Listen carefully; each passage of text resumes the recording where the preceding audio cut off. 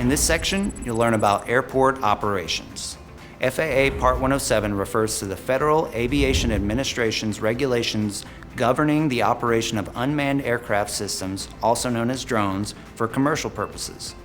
Chart Supplements, formerly known as Airport Facility Directory, is a publication issued by the FAA that provides information about airports and navigational facilities in the United States. Chart supplements are an important resource for drone pilots who need to plan their flights and operate safely in the national airspace system. The publication includes information about airport runways, taxiways, and other facilities, as well as communication frequencies, airspace restrictions, and other operational details. Some key things to keep in mind when using chart supplements as a drone pilot include: always check the latest edition of the publication, as information can change over time. Pay attention to any special notices or alerts that may be included, as these can provide important information about temporary changes or hazards. Make sure to familiarize yourself with the airport and airspace information for the areas you plan to operate, as this can help you avoid potential conflicts and ensure safe operations. Keep in mind that chart supplements are not a substitute for proper flight planning and preparation, and you should always follow all applicable regulations and guidelines when operating a drone for commercial purposes. FAA Part 107 regulations require drone pilots to comply with the same airspace rules and procedures as manned aircraft. This includes following established traffic patterns and procedures for entering and exiting runways at airports. When operating a drone near an airport, it's important to be aware of the traffic pattern being used by the manned aircraft. The traffic pattern is the standard path that aircraft follow when taking off and landing at an airport, and it is designed to help prevent collisions and ensure safe operations. Drone pilots should also be aware of the different types of runways at airports, which can include visual runways. These runways are identified by a series of markings and signs on the ground, and pilots use visual cues to determine their approach and landing. Non-precision instrument runways.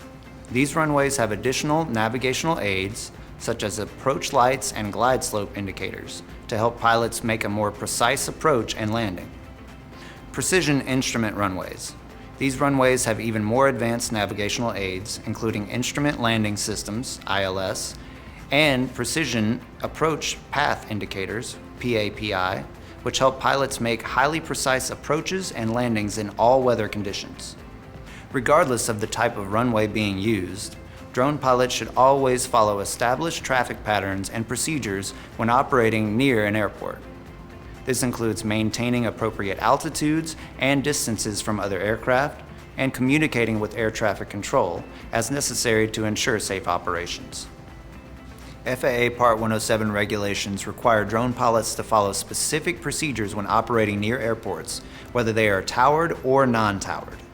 Towered airports have an air traffic control tower that manages traffic in the airspace around the airport, while non-towered airports do not.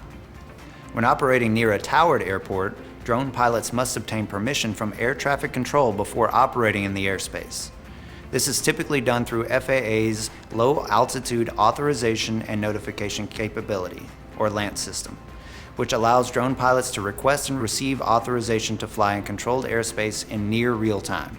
When operating near a non-towered airport, drone pilots are not required to obtain permission from air traffic control.